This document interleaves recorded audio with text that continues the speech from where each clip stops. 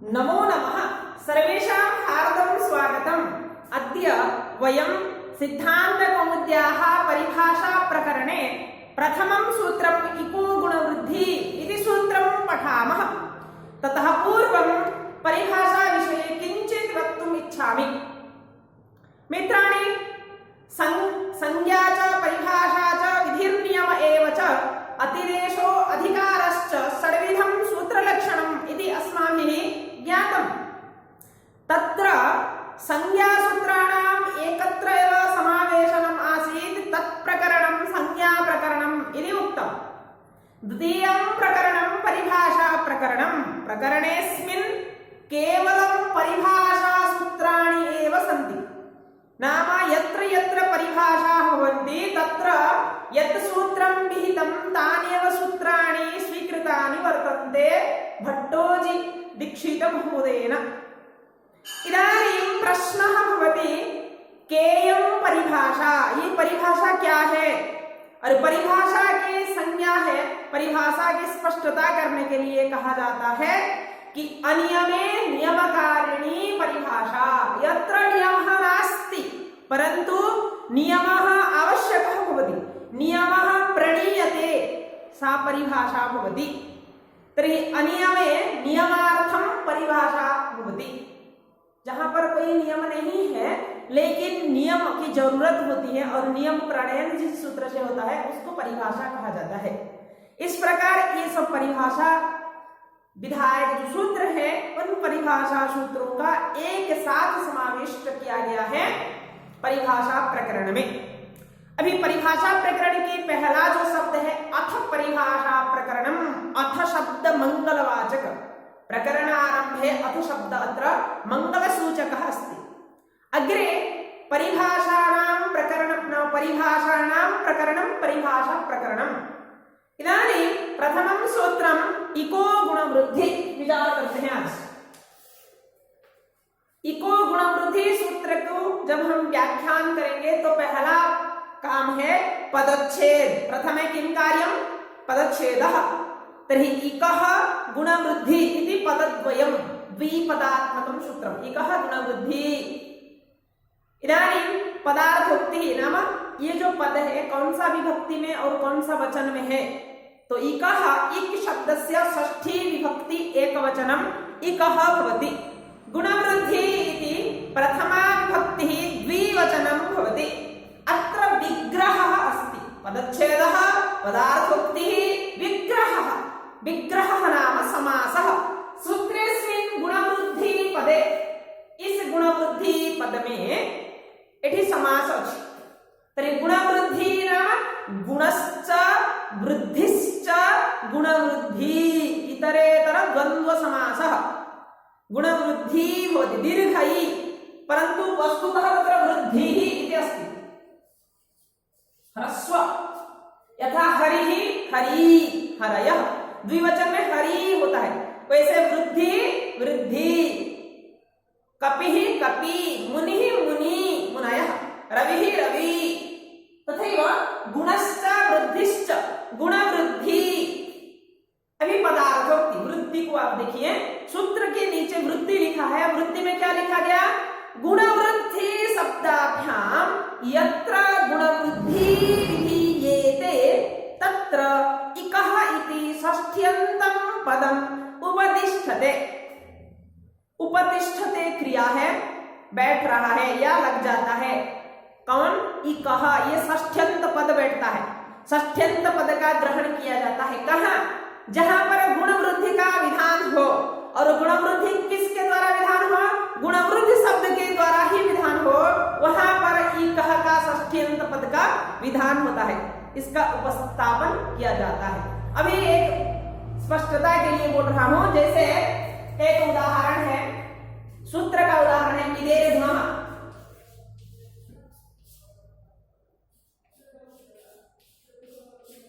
अभी आप देखिए इस सूत्र को अगर हम पदच्छेद करेंगे मिदेर गुणः का तो पदच्छेद में क्या हो जाएगा? मिदेह गुणः। अभी यहां गुण शब्द है और गुण शब्द से ही गुण का विधान हो रहा है।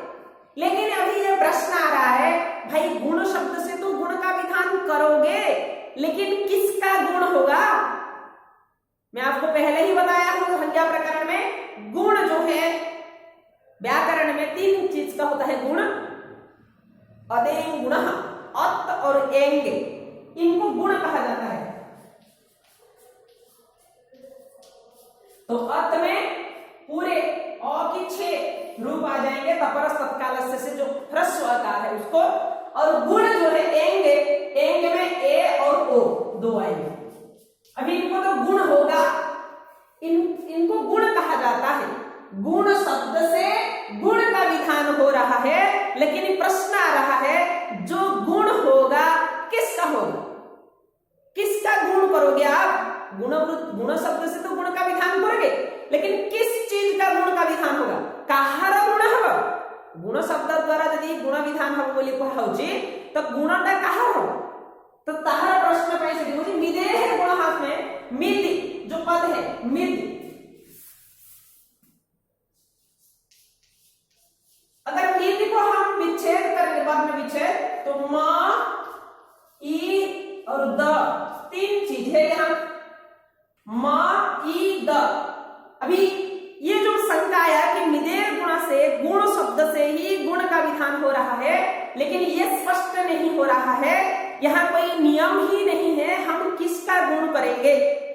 काहार गुण करिया म, ई, द तीनों जाकर भीतर काहार गुण हम तो अनियमः अस्ति नियमः नास्ति, अनियमे नियमकारिणी भवति परिभाषा, तो परिभाषा सूत्रं भवति इको गुण वृद्धि। इकः गुण शब्द से या वृद्धि शब्द से आप अगर गुण और वृद्धि का विधान कर रहे हैं तो वहां इकः ऐसा षष्ठ्यंत पद बैठ जाएगा। मतलब इकः मतलब एक का, जैसे एक का षष्ठी एक वचन इकः, रामः रामस्य, बालकः बालकस्य, इकः अच अचः, तो एक का ही गुण होगा। तो यहाँ देखो तीनों में एक कौन है? एक प्रत्याहार में कौन आ रहा है? ई उ र, तो यहाँ ई है एक, तो ई का गुण हो जाएगा। तो ई का गुण क्या है? ए। तो मिद का हो जाएगा मेद, मिद का होगा मेद, ऐसे मेद्यति बनता है प्रक्रिया में। उसी प्रकार एक उदाहरण है मृजेर वृद्धि, मृजेर वृद्धि सेम, यहां वृद्धि शब्द का गठन क्या है? मृजे है, मृजे है वृद्धि। यहां देखो वृद्धि शब्द से हम वृद्धि करेंगे, वृद्धि शब्द से वृद्धि का विधान हो, लेकिन प्रश्न आ रहा है किसका वृद्धि होगा? जब मृजे है कह रहा है तो मृज का। अभी मृज में म, र और ज है, म, र, ज। अभी इसमें तीनों चीज है, म, र, ज 3 है, लेकिन तीनों का तो गुण नहीं होगा, किसका होगा? तो इको गुण वृद्धि सूत्र से हमको मालूम हो गया कि व्याकरण में कहीं भी अगर गुण और वृद्धि का ग्रहण हो तो वहां ईक का ही बोध होगा, वहां पर ईक ही जाकर रहेगा, मतलब ईक का ही आप गुण करोगे और ईक का ही वृद्धि होगा। तो यहाँ ईक कौन है? रु है, तो री का गुण हो जाएगा और यहाँ वृद्धि हो रहा है तो आर, तो मार्ज, मार्ष्टि, तिप में बनता है मार्ष्टि, मृष्टः मृजंती, तो मार्ष्टि मृजे वृद्धि से मार मतलब री का आर हो गया। तो कहीं भी व्याकरण में अगर गुण और वृद्धि, जैसे एक सूत्र है सार्वधातुक आर्वधातुकयोः सूत्र है, तो ये कह रहा है कि त्रिनित भिन्न, ये त्रिनित भिन्न अगर शेष प्रत्यय है तो वहां पर आप गुण करो। सार्वधातुक आर्वधातुक कह रहा है कि गुण करो, लेकिन गुण किसका करोगे? जैसा भी भू है और तीन आया, लट लकार, ल कर्मणि भावे च कर्म के ध सूत्र से लकार का जो विधान हो रहा है लट, वर्तमान लट सूत्र से लट के स्थान पर तिप आया, प्रथम पुरुष एक वचन में तिप। अभी भू और तिप, ऐसे स्थिति में प्रकृति ही भू तिप भवति प्रत्ययः, प्रकृति ही प्रत्ययः, प्रकृति प्रत्ययोर मध्य यत् पतितम तत् विकरणम, इन दोनों के बीच में जो आकर गिरेगा, मतलब जो पतित हो जाए, मतलब जो गिरेगा उसको विकरण कहेंगे। अब बीच में कौन आएगा? कर्तरी है तो कर्तरी सबसे सप का विधान होगा तो सप आया। यहां पर सप जब आया, पकार की हलज्यम सहित संज्ञा और शकार की लसक पतधित सहित संज्ञा, बच्चा अ। अभी ये कित नीत नहीं है, पकार की इत नहीं हुआ, गकार की भी इत नहीं हुआ, और ईत नीत में या और न की भी इत नहीं हुआ, तो प्रत्येक तीन रास्ता में जाते हैं, एक कितनित और एक ईंतनित और एक शेष। इसका विचार मैं आपको बताऊंगा और एक वीडियो में। तो इसमें जब अ बचा तो ये शेष प्रत्यय है, तो सामान्य कार्य में होगा सार्वधातुक आर्धधातुकयोः सूत्र लगेगा। ये बोलेगा भाई सार्वधातुक आर्धधातुकयोः से सूत्र से आप गुण करो, लेकिन अभी गुण किसको करेगा? अंग का गुण करो। लेकिन अंग में देखो गुण करने के लिए बोल रहा है, गुण का विधान कर रहा है सूत्र, लेकिन अभी प्रश्न आ रहा है भाई किसका गुण करें? अंग में तो दो चीजें यहाँ भ और उ है, लेकिन गुण किसका करेंगे? तो बोल रहा है कि इको गुण वृद्धि सूत्र का सहाय। इको गुण, अभी यहाँ नियम कोई नहीं है कि आप उ का ही गुण करो, तो नियम अस्ति अनियम अस्ति, अनियमे नियमकारिणी परिभाषा, तो यहाँ परिभाषा सूत्र लगेगा इको गुण वृद्धि। तो इको गुण वृद्धि शब्द से क्या हो जाएगा? कहीं भी अगर गुण और वृद्धि का आप विधान कर रहे हो तो वहां ई का ही करो और किसी का नहीं। व्याकरण में और किसी का भी गुण वृद्धि नहीं, एक का ही गुण वृद्धि विधान करो। तो गुण वृद्धि शब्द से अगर गुण वृद्धि का विधान हो रहा है तो आप एक का ही गुण करो या वृद्धि करो। तो एक यहाँ उ है तो उ को गुण हो जाएगा और, तो भो हो जाएगा भो। अभी भो प्लस अ प्लस ती का प का हलंत से चला गया है, इत संज्ञा तस्तलो ती, भो अ ती। अभी भो ओ है तो एचो अयवा यावह से ओ पस्त हो जाएगा। अब भव प्लस अ भव और ती लगा भवती। तो इस प्रकार संस्कृत व्याकरण में अगर कहीं भी गुण और वृद्धि शब्द से गुण और वृद्धि का विधान किया जा रहा है तो वहां पर ई का ही गुण और वृद्धि होगा।